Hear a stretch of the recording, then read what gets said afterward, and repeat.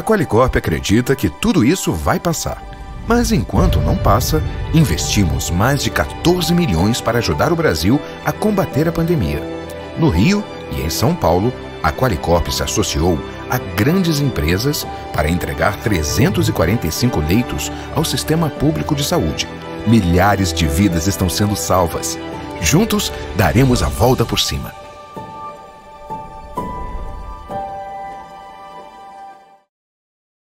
Uma boa tarde a todos. Um imenso prazer que eu declaro aberto o painel 167 deste grande evento que o Conselho Federal tem propiciado em um momento em que vivemos a angústia de uma pandemia. Discussões muito frutíferas e teremos mais um debate produtivo neste painel com a discussão sobre o tema garantias constitucionais na pandemia. Desde logo passo a palavra para o primeiro expositor, na medida em que o tempo é curto, o tema é denso e são extremamente qualificados os nossos expositores. O primeiro expositor é o advogado e professor Rui Samuel Espíndola, que é mestre em Direito Público pela Universidade Federal de Santa Catarina, membro da Comissão de Estudos Constitucionais do Conselho Federal, presidente da Comissão de Direito Constitucional da OAB de Santa Catarina, imortal da Academia Catarinense de Letras Jurídicas. Então, desde logo, passo a palavra agradecendo a presença do professor advogado Rui Samuel Espíndola. Bem, uma boa tarde a todos que nos ouvem, aos ilustres integrantes desse painel. Quero fazer um agradecimento especial ao Felipe Santa Cruz, nosso presidente da OAB Nacional, ao presidente Marcos Vinícius Furtado Coelho, presidente da Comissão Nacional de Estudos Constitucionais, do qual eu integro. E é uma honra para mim integrar esse painel e saúdo o professor mediador, conselheiro federal Felipe Martins Pinto, e os meus colegas de mesa, aí, professor Rodrigo Modrovich, e o desembargador Newton Guedes, meu amigo há 3 décadas, pelo qual tenho uma elevada admiração intelectual e afetiva, e tão elevada que os meus 2 primeiros livros são dedicados a ele, e o meu 3º livro é prefaciado por ele. Né? Então, é uma relação muito bacana de estarmos aqui juntos nesse momento que nos eterniza aqui. Bem, também é uma honra muito grande estar com os nossos colegas, enquanto advogado e professor, integrando esse seleto rol de expositores desse grandioso congresso promovido pela Ordem dos Advogados, corporação que me orgulho servi-la, e desde há 22 anos consecutivos ocupo funções não eletivas, mas em comissões, tanto no plano federal quanto no plano estadual. É uma honra para mim estar aqui com vocês. Bem, com relação às garantias constitucionais na pandemia, como o tema é amplo, eu procurei fazer 2 recortes específicos na minha exposição, para a gente depois fazermos um debate. A primeira é a ideia de tratar da federação como garantia institucional dos direitos fundamentais, especialmente do direito fundamental à saúde, aqui, a ideia da federação. E outra é a questão dos deveres fundamentais dos cidadãos, dos deveres. E por que trato esses 2 recortes? Primeiro, porque o tema da federação tem sido utilizado de forma equívoca nos discursos oficiais, principalmente do governo federal, na ideia de que, por exemplo, o Supremo Tribunal Federal teria intervido indevidamente e dado poderes aos municípios e aos estados para fazerem as suas políticas sanitárias. E este é um grande equívoco. Isso é a Constituição que definiu isso e a legislação infraconstitucional que densificou essas competências comuns no trato de políticas sanitárias. Isso, e tanto a lei do SUS, que regulou a política sanitária no Brasil, né, o direito à saúde, que está regado na Constituição, em 1990, quanto a lei de fevereiro deste ano, a Lei 13.079, foi a medida provisória subscrita pelo próprio governo Bolsonaro, que atribui. Então, eu gostaria de discutir esse aspecto do cunho federativo das competências disso. Né? Então, assim, tanto a Lei 8.080, de 1990, quanto a Lei 13.979, que é a lei que foi instituída especificamente para o trato desta pandemia, elas, obedecendo a Constituição da República, a competência aqui concorrente para legislar sobre política sanitária, atribui essa legislação a competências sanitárias aos entes locais, ao ente estatal e ao ente municipal. E pela estrutura da nossa organização constitucional, pela estrutura, tanto o tema do direito à saúde, que é um direito que compete a todos e é dever do Estado, e implica também responsabilidades dos indivíduos em si, para o tratamento que a Constituição deu ao direito à saúde, implica, principalmente, também que a federação se predisponha constitucionalmente para desenvolver políticas públicas adequadas no momento de pandemia para enfrentá-los. E o modo como a Constituição dispôs nesse tema, no plano da competência administrativa, a competência é comum entre as entidades federadas. E no plano da competência legislativa, a competência é concorrente. Então, o que está acontecendo é que a legislação colocou como protagonistas na cena final, na política final, os entes locais. E colocou os secretários de Estado da Saúde e os secretários municipais de saúde. Então, colocou isso, é uma questão muito tranquila. O artigo 198 da Constituição da República diz lá, com muita tranquilidade, as ações de serviços públicos de saúde integram uma rede regionalizada e hierarquizada e constituem um sistema único. E diz lá no inciso 1º do artigo 198 que as diretrizes são descentralização com direção única em cada esfera de governo, ou seja, na municipal, na estadual e na federal. Segundo ponto, atendimento integral com prioridade para atividades preventivas. Preventivas. Então, a Constituição preordenou essas normas, as normas fins, as normas tarefas, as normas organizatórias da ação estatal. E a Lei 8.080, de 19 de setembro de 90, do governo Collor, que instituiu o Sistema Único de Saúde, ela colocou a saúde como um direito fundamental de todos, repetindo os ditos constitucionais, devendo o Estado promover condições indispensáveis ao seu pleno exercício. E coloca no parágrafo 2º, do artigo 2º dessa Lei 8.000, o dever do Estado não exclui o dever das pessoas, eu tratarei também adiante, da família, das empresas e da sociedade. São os deveres que transcendem o dever estatal, também o dever dos indivíduos para com a coletividade. E mais o artigo 9º da Lei 8.090, que densifica a política pública, e a política pública voltada aqui para a garantia do direito fundamental à saúde, ela coloca que o Sistema Único de Saúde é único e, de acordo com o artigo 198, primeiro da Constituição, será exercido em cada esfera de governo pelos seguintes órgãos, no âmbito dos municípios, pelas respectivas secretarias de saúde. Então, e o artigo 15 da lei do Sistema Único fala das atribuições comuns. Está muito claro lá, no artigo 15, inciso 13º, diz que para atendimento às necessidades coletivas, urgentes e transitórias, decorrentes de situações de perigo iminente, de calamidade pública ou de irrupção de epidemias, a autoridade competente da esfera administrativa correspondente poderá requisitar bens e serviços, tanto de pessoas, enfim. E o 16º, do artigo 15, fala em elaborar normas técnicas científicas, e o 20º, o inciso 20º do artigo 15, e insisto nesse ponto, para nós verificarmos o acerto da decisão do Supremo, que não conferiu poder a nada, apenas reconheceu um direito pré-existente. Então, definir as instâncias e mecanismos que o município, no caso aqui, instância de controle e fiscalização inerente ao poder de polícia sanitária. Então, e fomentar, coordenar e executar programas e projetos estratégicos, enfim. A legislação, então, já há 30 anos estabelecia esta política sanitária cooperativa federativa. E veio também a legislação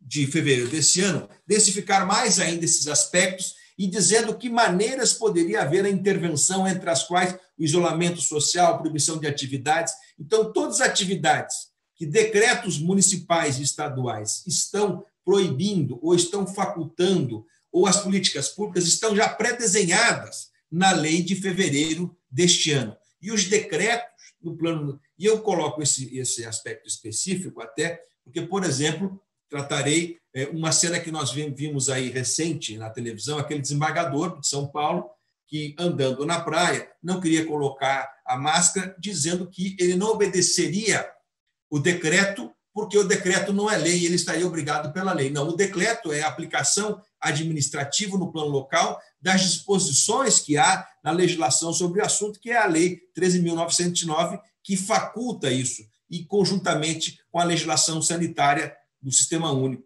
Então, tem fundamento legal, tem juridicidade para esse comportamento de edição de normas e uma seleção de comportamentos, de restrição de atividades. Porque, no plano aqui, a restrição, no balanço que a legislação fez e os atos administrativos, decretos estão fazendo, é o direito à vida. O direito à vida, na situação anormal que nós estamos vivendo, exige um trato político, normativo, sanitário adequado e que haverá uma restrição, nesse momento de excepcionalidade, a outros direitos, como as liberdades individuais, e algumas delas a liberdade de comércio, de circulação, de trânsito, de reunião, né?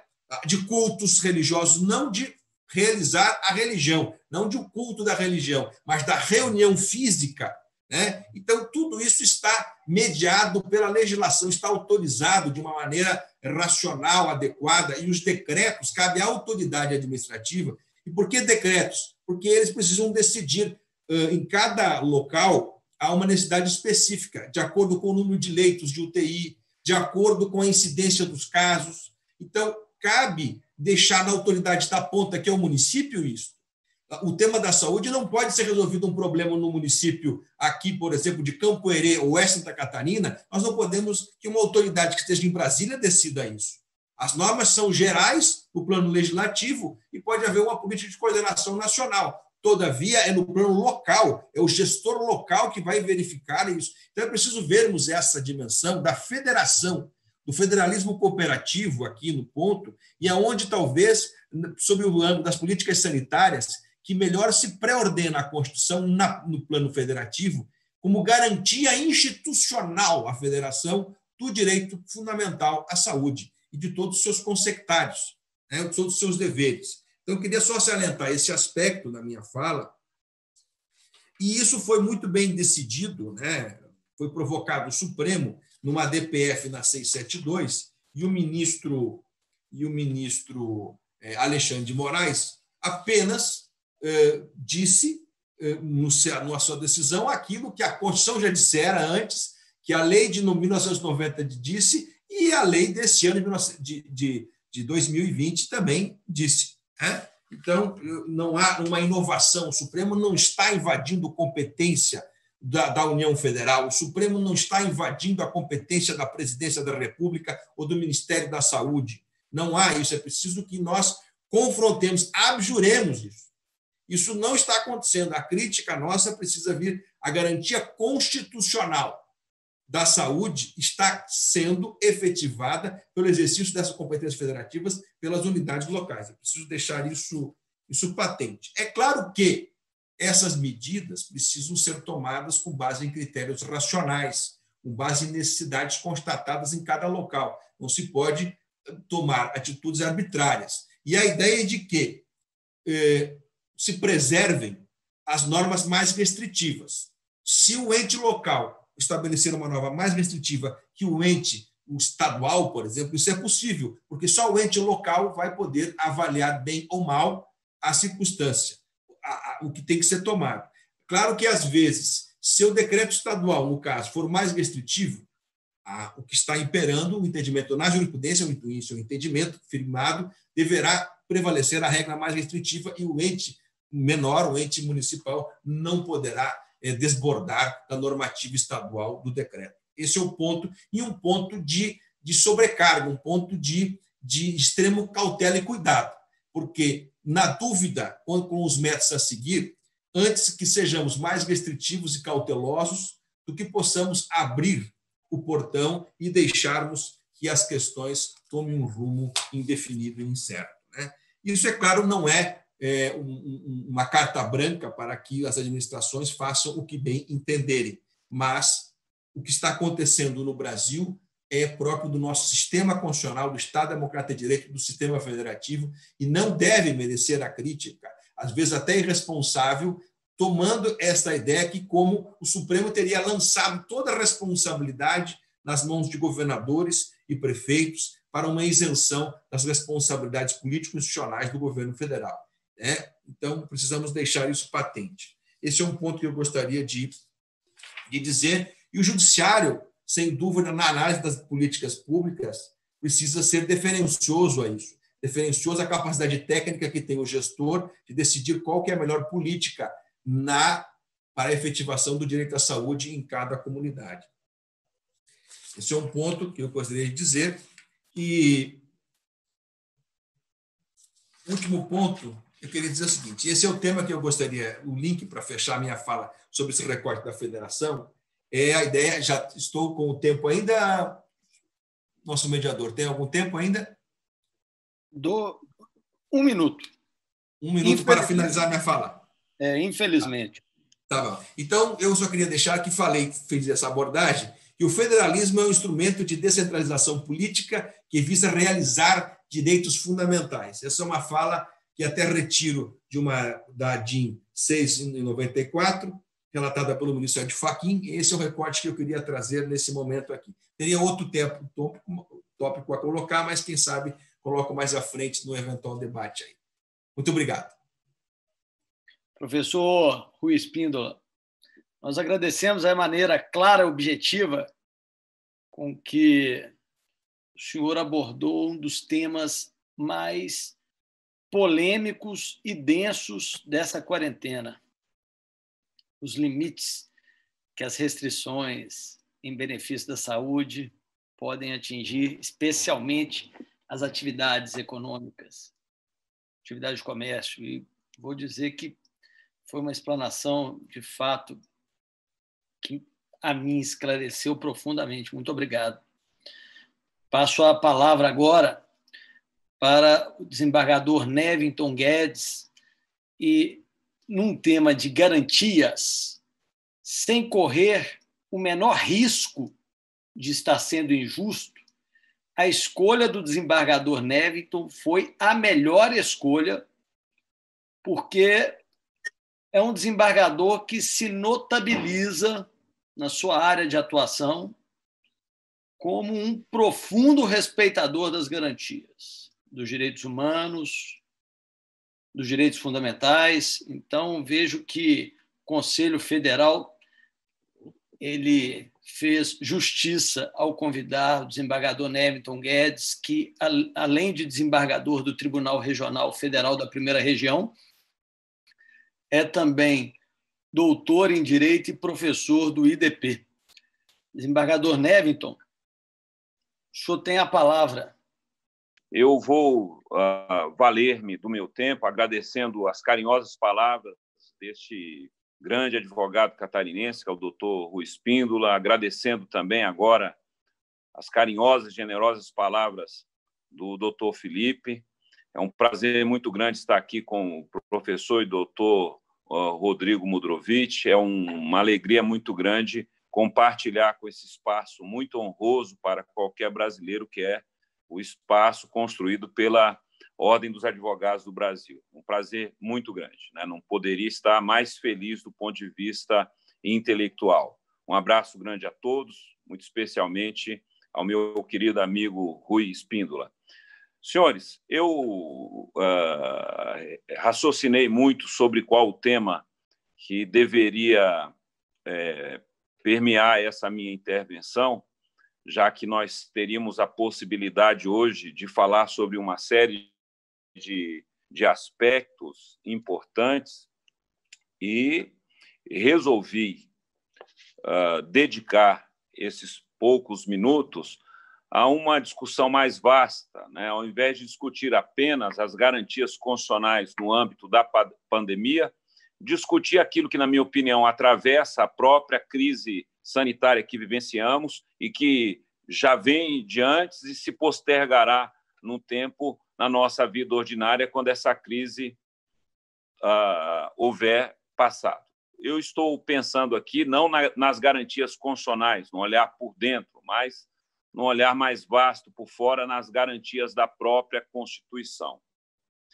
O grande pensador intelectual Goethe, aquele que representa maior o pensamento alemão, da Alemanha de Kant, Hegel, de Nietzsche, de Beethoven, enfim, o país que tem nos legado da modernidade para cá os grandes pensadores de Einstein, não é? Mas que eles próprios reconhecem como a manifestação mais evidente da qualidade daquilo que eles produziram intelectualmente. Na sua grande obra, no Fausto, ele, ao final, teria nos advertido que a vida e a liberdade só as merecem quem tem que, por todos os dias, lutar por esses bens tão preciosos. Basicamente, nos dizendo que vida e liberdade não nos vem de graça. Sempre, sempre, no passado e no futuro, o ser humano há de aprender que, para viver e para ter liberdade, não há um bem dado. Ele é sempre algo buscado, é sempre fruto de muita luta. Nós esquecemos, de alguma maneira, isso no último período de nossa história. Achamos que, passadas várias eleições após o término do período de exceção da ditadura militar, a democracia e a liberdade, doutor Felipe, estariam conquistadas de uma vez por todas. E acordamos, dia desses, tendo que discutir se o país deveria ou não se submeter a uma espécie de monitoramento das forças militares, num regresso quase espetacular há 40 anos da história recente mais tenebrosa que o nosso país vivenciou, a demonstrar que o grande Goethe estaria correto.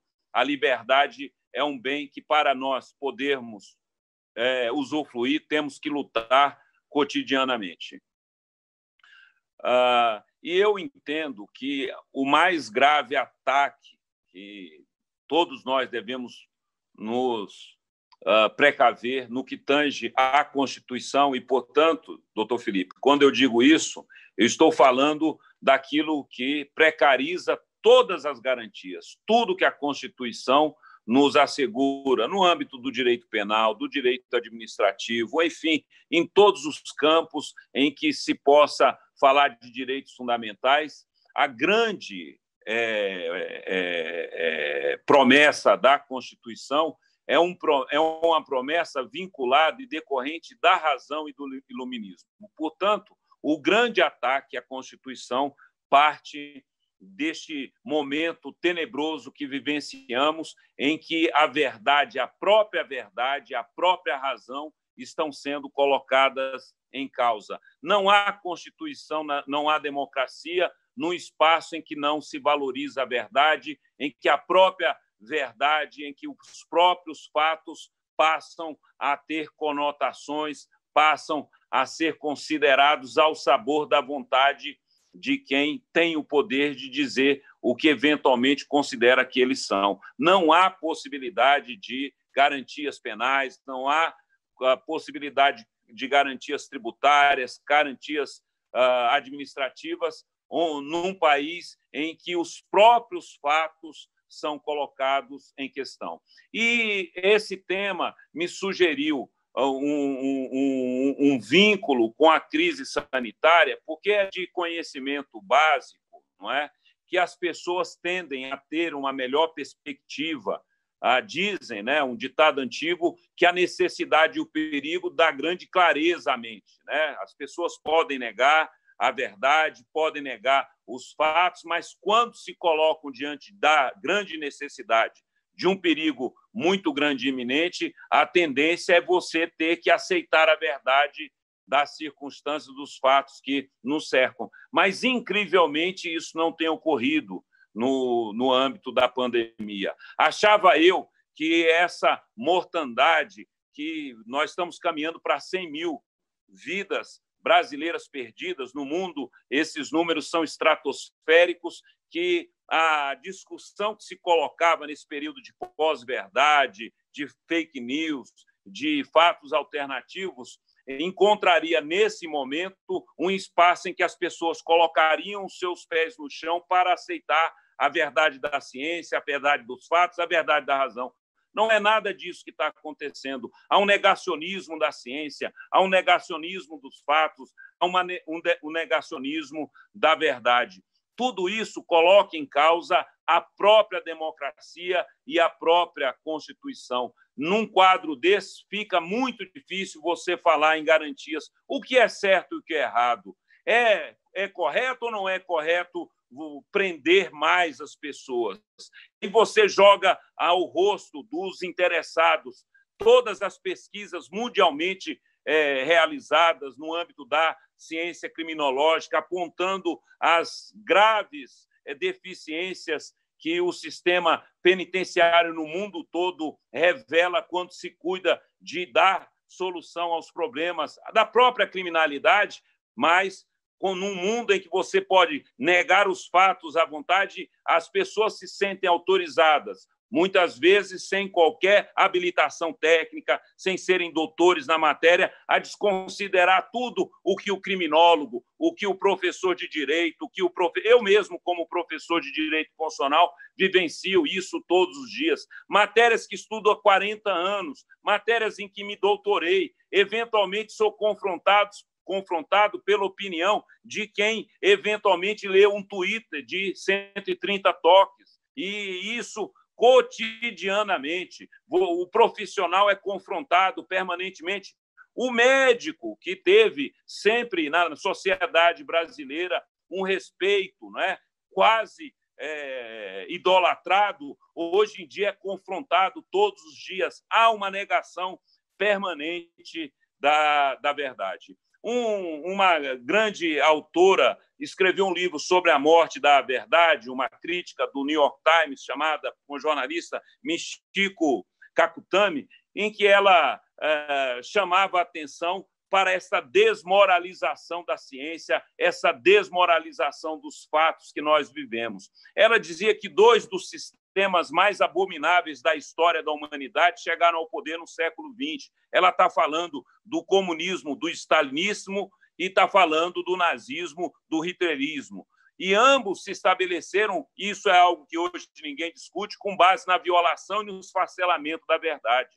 Cientes de que o cinismo, o cansaço e o medo podem tornar as pessoas suscetíveis a mentiras e falsas promessas de líderes determinados a alcançar o poder incondicional. Hannah Arendt, estudando esse tema, num grande texto seu sobre a origem do totalitarismo, e aqui eu abro aspas para citá-la, advertia: o súdito ideal do governo totalitário não é o nazista convicto, nem o comunista convicto, mas aquele para quem já não existe a diferença entre o fato e a ficção, isto é, a realidade da experiência, e a diferença entre o verdadeiro e o falso, isto é, os critérios da racionalidade do pensamento. O alarmante, doutor Felipe, é que isso não é mais uma advertência feita por uma grande intelectual contra regimes que ocorreram na primeira metade do século passado. Isso vem bater às nossas portas através dos próprios regimes democráticos. O nacionalismo, o tribalismo, a sensação de estranhamento, advertia essa autora, Michiko,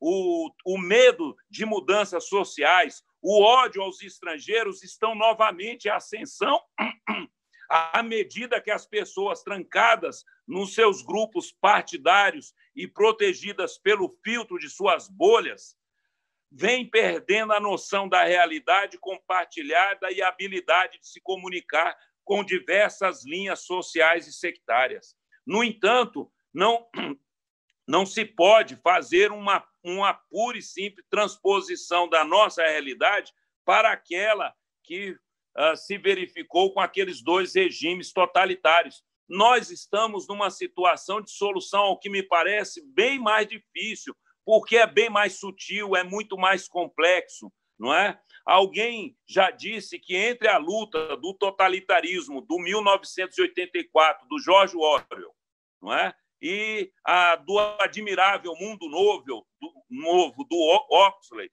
o que prevaleceria não era aquele totalitarismo imposto com Big Brother dentro de casa, te obrigando e te vasculhando para que você se submetesse à vontade do grande irmão. Não.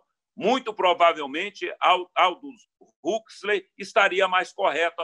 É a servidão voluntária, as pessoas se submetendo, as pessoas abrindo mão desses critérios essenciais de comunicação, de razoabilidade, em que, por mais que você tenha um critério ideológico, tenha as suas afinidades eletivas, mais uma vez, Goethe, você tem que se submeter à verdade, tem que aceitar que há um limite, em que você não pode negar os fatos quando os fatos conduzem à morte de 100 mil pessoas. Mas nada disso se verifica. Pelo contrário, pessoas extremamente inteligentes, advogados, médicos, profissionais de toda a área. Não estou falando, portanto, só daquele brasileiro que não teve a sorte do acesso à cultura e do conhecimento. Eu estou falando de todos nós. Temos aceitado com alguma facilidade o desprezo pelos fatos, e isso corrói a democracia e corrói, sem dúvida, a Constituição e todo o sistema de garantias que o texto constitucional nos possa oferecer. Então, doutor Felipe, essa é a minha grande preocupação. Eu, desconsiderada uma ou outra nota de uma ou outra decisão que o ministro Alexandre de Moraes esteja a tomar, eu não tenho dúvida que ele está travando a grande luta hoje, que é a luta das fake news, que é a luta da desinformação. Nós vivemos num mundo muito difícil e complexo. A democracia hoje é uma democracia paradoxal. Quanto mais informação, mais desinformação. Como arranjar um equilíbrio entre ter informação e, simultaneamente, ter informação qualificada? Como qualificar a informação sem impor limitação à liberdade de expressão? Como dar transparência e não romper, doutor Felipe, com os limites que existem entre o público e o privado? A autoridade, a boa autoridade, o respeito às instituições necessita de distanciamento.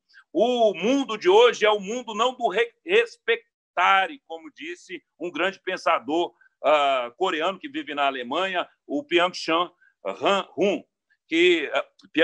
Han, em que ele advertia que o mundo da transparência total é o mundo da ausência de distância. E o respeito, diferente do expectare, o respeitare, pressupõe um voltar para trás, um certo distanciamento, o patos do distanciamento. O mundo que nós vivemos é o mundo da completa indistinção entre público e privado. Nós nos aproximamos dos outros de uma maneira muito fácil, muito facilitada.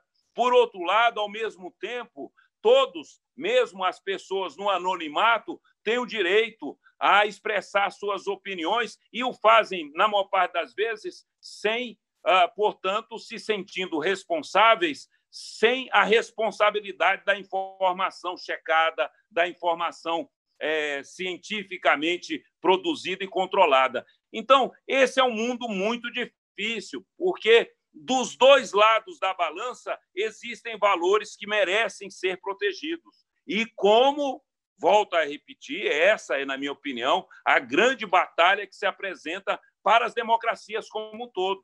Como, simultaneamente, proteger, num lado, informação que pressupõe abertura e controle da informação que pressupõe alguma espécie de fechamento.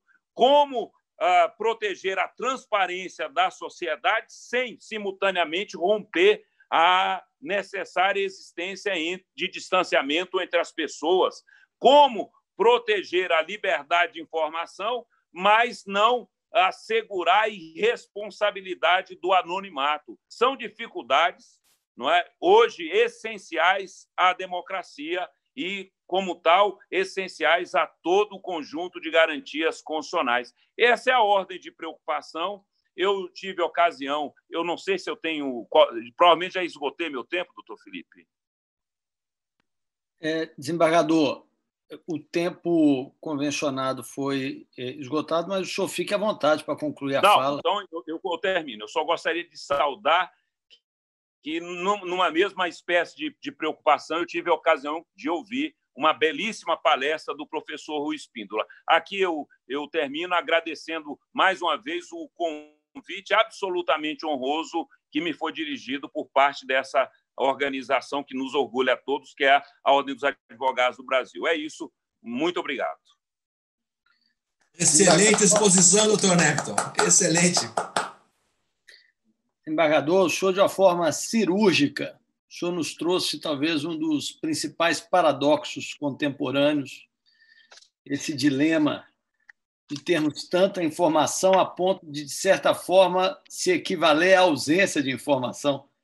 A ignorância que o excesso de informação pode nos levar.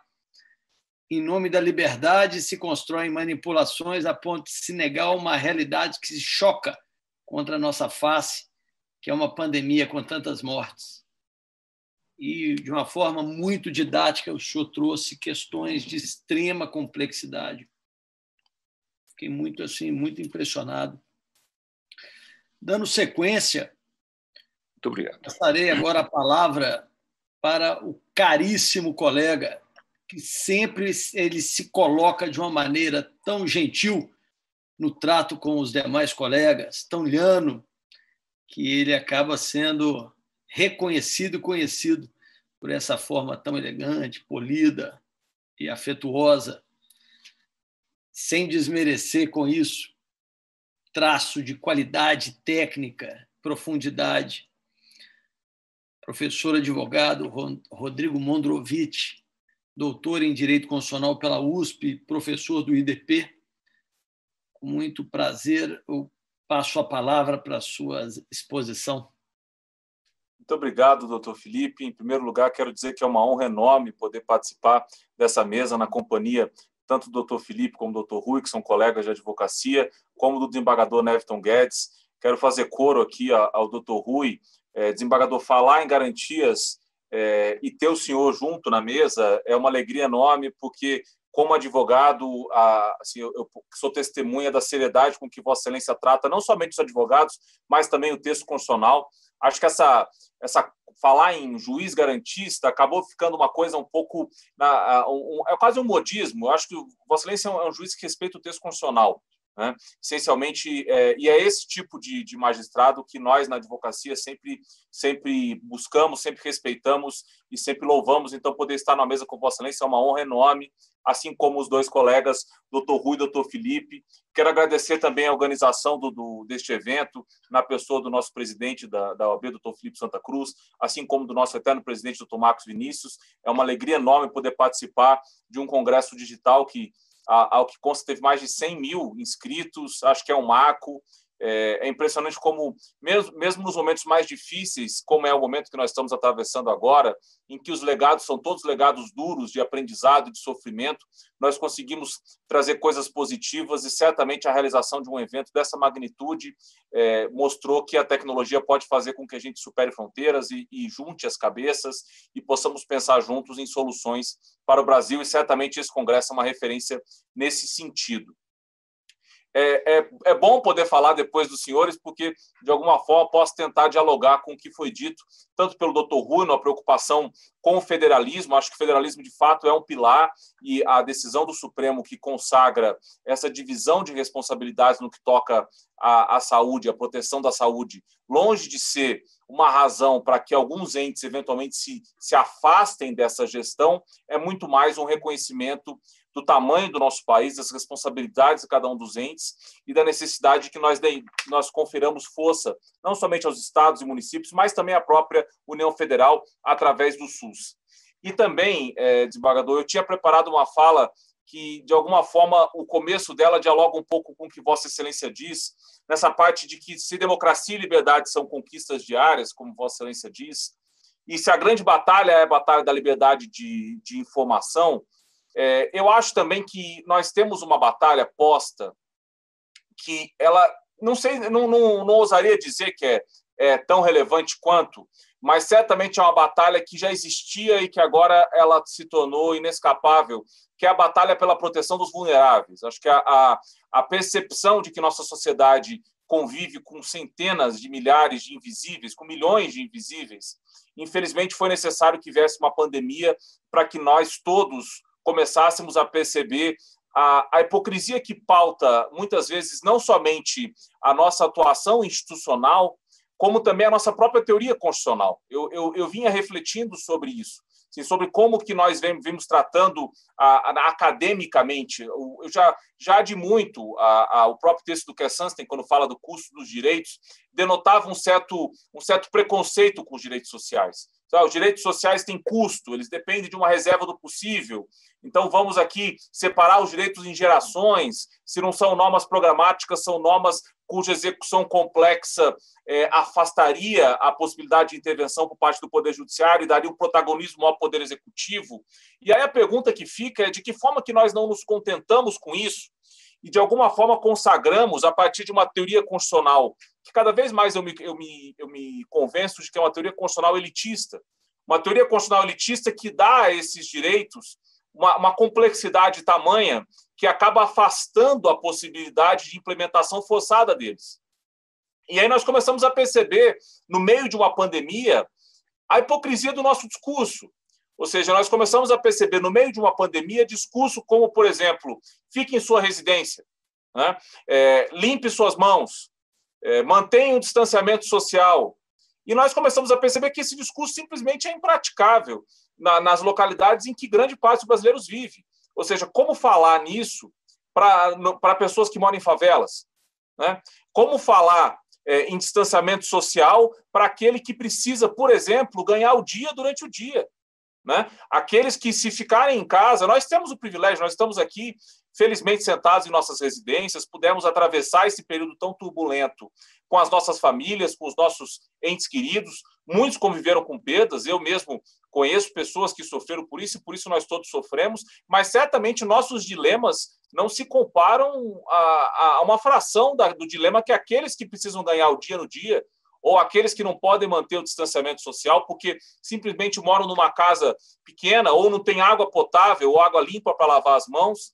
Então, eu penso, desembargador, que, longe de menosprezar a batalha da liberdade de informação, acho que essa batalha, e eu fiquei muito, muito feliz porque o que Vossa Excelência falou, acho que tem que ser repetido. O ministro Alexandre de Moraes, ele merece todos os nossos reconhecimentos, todos os nossos elogios, porque essa batalha que ele enfrenta é uma batalha que precisa de um magistrado corajoso, um magistrado garantista, no sentido que eu disse que Vossa Excelência é, porque é garantista no sentido de garantidor do texto constitucional, né?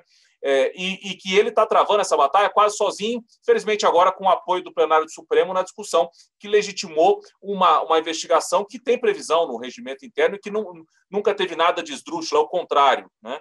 Eu me arriscaria a dizer que a atuação que se deu nessa batalha, só para dialogar, desembargador, com as suas palavras, foi justamente uma inércia de alguns órgãos de investigação com relação a temas que seguidamente chegavam à sua análise, ou seja, uma ausência, inclusive, de respeito ao dever de proteção institucional do Supremo Tribunal Federal, fez com que também, com coragem, o presidente do Supremo lesse corretamente o regimento, trouxesse aos dias atuais uma prática antiga que, se nós tivéssemos, e quero dizer com todas as vênias, mas se nós tivéssemos uma Procuradoria-Geral da República atuante nesse tocante, nós não precisaríamos que esse inquérito acontecesse. Sobretudo, portanto, então, o que gera essa grande batalha é uma inércia de investigação. Mas eu não quero, por outro lado, eu não quero me alongar na discussão sobre essa guerra da liberdade de informação, porque já foi tão brilhantemente tratada, mas eu só queria colocar que, ao lado dessa guerra, nós temos a guerra dos vulneráveis.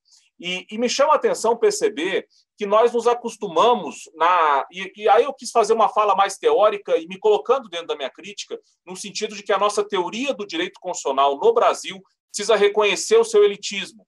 Acho que nós pecamos em deixar de propor soluções suficientes para o problema dos vulneráveis. Eu acho que há espaço para que a teoria avance e para que a teoria traga mais poder por parte tanto do Poder Legislativo como por parte do Poder Judiciário. E eu digo isso com muita tranquilidade, porque tudo que eu sempre defendi academicamente nunca foi uma teoria constitucional totalmente calcada no papel do magistrado, nunca fui um defensor de que, para cima da democracia, existiria alguma juristocracia. Não é disso que se trata.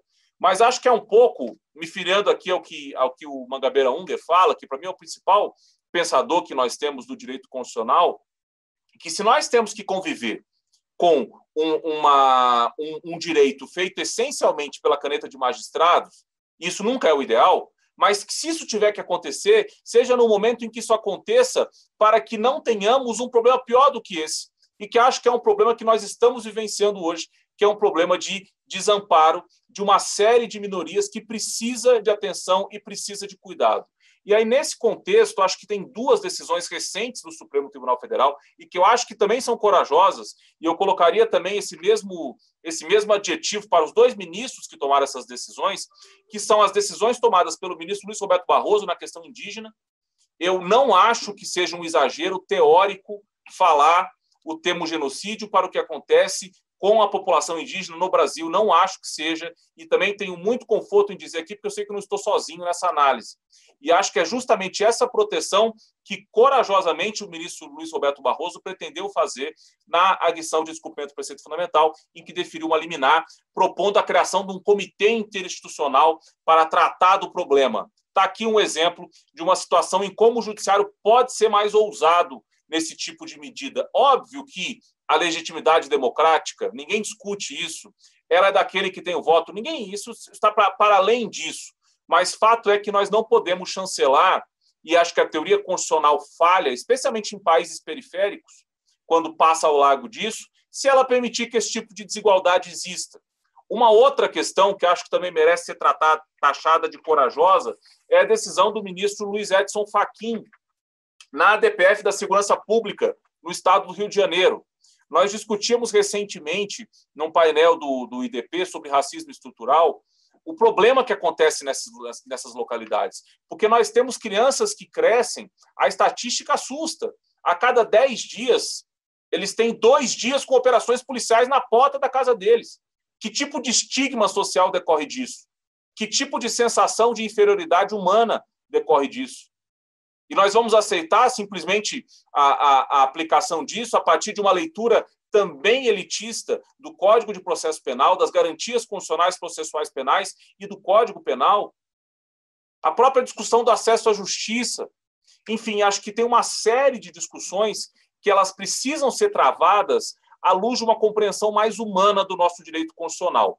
Acho que o Roberto Mangabeira Unger ele fala que, infelizmente, muitas vezes as sociedades precisam das crises para se reinventar, para realizar experimentalismos institucionais. E que o triste disso é que muitas vezes a gente fica refém da melhor ideia que a gente tiver no momento de crise. Pois então agora nós estamos refém da melhor ideia que nós tivemos nesse momento. E se ela vier da caneta de um magistrado, se ela vier da caneta do executivo, se ela vier da caneta do legislativo, que venha da caneta de alguém. Acho que esse é o apelo que nós temos que fazer, e um apelo para que nós superemos esse menosprezo que nós percebemos, não só por parte dos tribunais, não só por parte do legislativo, não só por parte do executivo, mas também por nós, acadêmicos da teoria constitucional, quando muitas vezes nós colocamos óbices conceituais para colocar esses direitos, que seriam direitos de nivelamento da nossa sociedade, como direitos de segunda categoria. E aí eu sei que eu já estou próximo aqui do meu tempo, e também queria deixar um tempo para o nosso moderador e colega da advocacia falar um pouco. Eu ia trazer alguns números, mas não vou me alongar aqui. Um último ponto que eu acho que também é uma categoria de indivíduos que merece ser taxada de invisível é a categoria dos que estão no regime prisional. Acho que aqui também nós precisamos superar um preconceito teórico, um preconceito institucional, e para mim ele é muito claro quando nós começamos a perceber, só que se nós pegarmos os 800 mil presos, estou aqui arredondando os números em benefício do tempo, tá? Então pode ser que haja aqui algum tipo de impropriedade. 50% são crimes patrimoniais, 20% são crimes relacionados ao tráfico de drogas, ou não tráfico ou utilização de drogas, enfim. Questões que poderiam existir políticas públicas mais adequadas para enfrentamento, poderia existir uma resposta mais adequada para enfrentamento, mas que nós nos contentamos com o fato de que essas pessoas continuem invisíveis, desde que, de fato, elas continuem visíveis. Quando, a partir do momento em que elas se tornam visíveis porque a saúde delas nos interessa numa perspectiva egoística de vida, aí então nós passamos a olhar e tentar trazer uma teoria menos elitista. Se for por isso, então, pelo menos que em razão disso, nós prestemos atenção e saiamos desse lugar. mas o meu apelo é muito mais do que isso, porque sei que nossa academia de direito constitucional, nossa teoria constitucional é feita de pessoas que se preocupam com humanidade, com alteridade, e acho que é disso que se trata. E eu só pediria, então, desembargador, para colocar também essa batalha dos invisíveis como uma batalha que acho que, não sei se tão relevante quanto, mas certamente é uma batalha que nós precisamos colocar como prioridade, não só política, mas também jurídica, dentro de um discurso jurídico que respeite as diferenças de poder, mas também que não se pretenda ser meramente um discurso reprodutor de desigualdades. Tá? Obrigado. Tivemos um painel exemplar, expositores disciplinados no tempo, densos no conteúdo e extremamente claros e didáticos na forma. Foram 3 falas que se complementaram, nos inspiraram para profundas reflexões e, como bons professores, despertaram aquela inquietante vontade pelo estudo. No caso, aí, o Rodrigo Mondrovitch ainda teve a felicidade de tocar num tema que é um tema marginal em todos os aspectos, que é a condição dos encarcerados no Brasil. Para usar uma autora que o desembargador Nevington trouxe, Hannah Arendt, sempre quando vejo o filme ou faço a leitura do livro do Eichmann em Jerusalém, automaticamente, quando penso nas paredes dos campos de concentração, eu não posso deixar de pensar nas paredes das nossas penitenciárias, porque são muros que fazem com que, muitas vezes, nós nos esqueçamos que existem seres humanos porque acabamos banalizando uma situação errada, como se ela fosse natural. E não podemos, já que é a realidade em que vivemos, deixar de enxergar alguns aspectos positivos na pandemia. E um deles é que a pandemia tem feito com que nós nos tornemos um pouco mais iguais, já que a circunstância de preso ou solto, rico ou pobre, faz com que algumas pessoas se tornem um pouco míopes e comecem a se achar essencialmente melhores. Uma pandemia que nos iguala é uma ótima oportunidade para um exercício de empatia. Estamos aí, faltando 8 minutos para o encerramento do painel. Eu gostaria de novamente oportunizar para cada um dos 3 que, se assim desejarem, fazer uma conclusão, um encerramento, um agradecimento. O professor Rui Espíndola já se manifestou, então passo a palavra. Eu só queria, professor Felipe, saudar aqui o professor Rodrigo pela excelente exposição e fazer uma pontuação com o que disse o Dr. Nevington ao final. Eu penso também que esse é um dos grandes temas nossos hoje da democracia e da garantia até da saúde pública e da vida dos brasileiros e da vida das pessoas que estão sofrendo essa pandemia, que é a garantia de um direito à informação adequada. Nós estamos vendo muita desinformação. Eu só quero relatar um fato objetivo, que um prestador de serviço muito próximo a mim tem um primo também prestador de serviços, e um primo que estava negando a pandemia. Inclusive se desentenderam, são pessoas próximas, entenderam em grupos de família, e porque o meu prestador de serviço alertava eles: olha, você vai estar botando em risco a tua família e o teu pai é cardíaco. Pois o que aconteceu? O sujeito saía por todos os locais dizendo: não, isso aí é vírus chinês, isso aí é para destabilizar o governo Bolsonaro, isso aí é uma intentona comunista internacional, isso aí não existe esse vírus. Pois esse sujeito contaminou-se, contaminou a sua família e o seu pai foi sepultado semana passada, porque contraiu a Covid e morreu. Então, vejam, o negacionista sofreu na família e levou o pai ao óbito. Então, essa desinformação, ela é uma desinformação morticida. É uma desinformação própria. Eu não digo que é um projeto, nem acusarei ninguém de genocida ou de genocídio, mas está a desinformação levando à morte. E logo num período da vida da humanidade onde nós temos acesso à informação, mas a desinformação, a verdade, são muito mais curtidas mentiras e transpassados, compartilhados WhatsApps mentirosos do que os verdadeiros. Até porque os verdadeiros exigem reflexão, exigem um estudo, um parar para refletir, um ler e refletir. E a mentira não precisa. A mentira é telegráfica, a mentira é emocional. Então, esse é um ponto fundamental hoje, que é a cultura do caos e da desinformação, que servem a quem, e a quê, e para quê.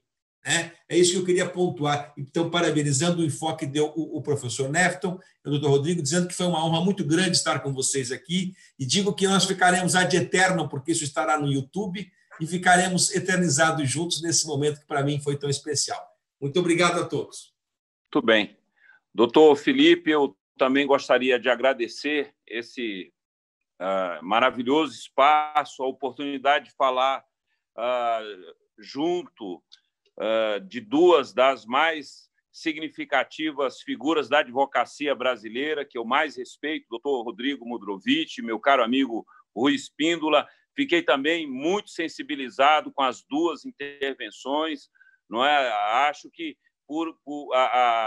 pela abertura do tema, o inesperado aconteceu, porque houve uma vinculação entre todos eles. Gostaria de acentuar, o doutor Rui sabe a nossa identidade de intelectual, tanto de preocupação quanto de temas, mas gostaria de terminar numa saudação muito especial à belíssima intervenção também do doutor Mudrovich, doutor Rodrigo. Não há democracia com essa teia de vulneráveis, com essa extensão de vulnerabilidade econômica, social que existe no nosso país. Isso não vai acontecer. Pode desconsiderar. A preocupação do doutor Mudrovich é absolutamente intelectualmente justificável, não é menor de forma nenhuma do que aquela que tentei trazer. As duas se irmanam. Muito da vulnerabilidade que graça em nosso país se deve à desinformação secular sobre esses temas, sobre o tema do sistema penitenciário, da criminalidade, da exclusão social.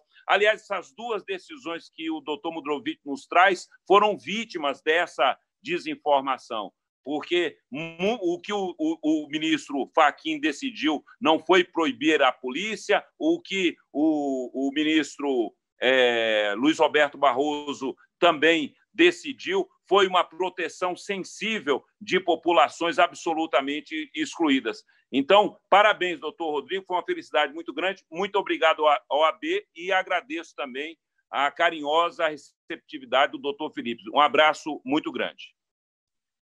Obrigado, desembargador. Quero só registrar meu agradecimento, Felipe, porque já estamos quase no nosso horário. Uma honra enorme. O desembargador Nefton, doutor Rui, doutor Felipe, foi uma alegria enorme poder falar nesse painel e realmente quero agradecer enormemente à organização pelo convite, que recebi com muita honra e vou sempre me recordar dessa mesa, que acho que foi muito marcante para mim. Só gostaria de encerrar, acho que vale um destaque.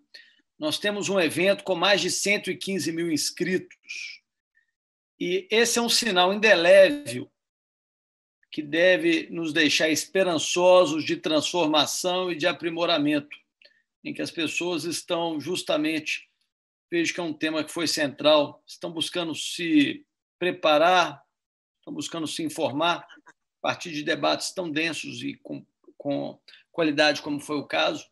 Então, acho que é digno de nota o sucesso que este congresso tem sido de qualidade de público. Parabéns à organização, nas pessoas do nosso presidente Felipe Santa Cruz, nosso diretor, secretário Beto Simonetti.